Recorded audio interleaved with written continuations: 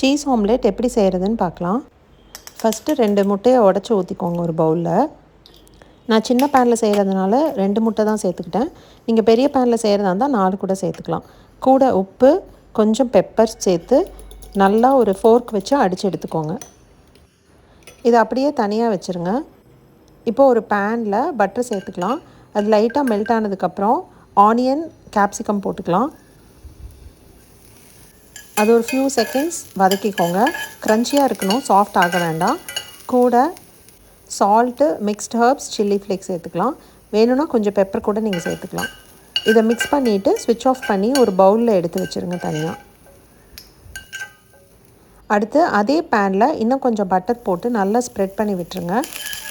அது மெல்ட் ஆனதுக்கப்புறம் நம்ம அடித்து வச்ச முட்டையை சேர்த்துக்கலாம். இப்போது ஒரு சைடில் வதக்கி வச்ச ஆனியன், கேப்சிகம், மேலே மொசரல்லா சீஸ் சேர்த்துக்கலாம். மேலே சில்லி ஃப்ளேக்ஸும் மிக்ஸ்டு ஹர்ப்ஸும் சேர்த்துருங்க. மூடி போட்டு ஒரு ஃபியூ செகண்ட்ஸ் வேக விட்டுருங்க. அவ்வளோதான். இந்த மாதிரி மடித்து சூடாக சர்வ் பண்ணுங்கள். வீட்டிலேயே சீஸ் ஆம்லெட் ஈஸியாக எப்படி செய்யலாம்.